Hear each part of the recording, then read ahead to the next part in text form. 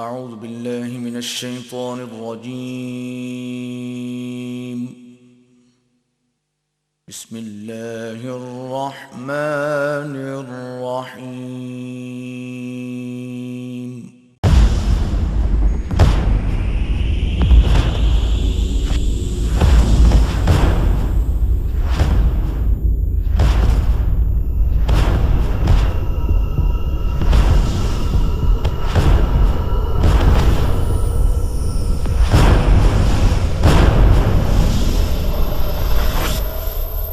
के वठण मुझा जानी दौलत मामन साईं दासे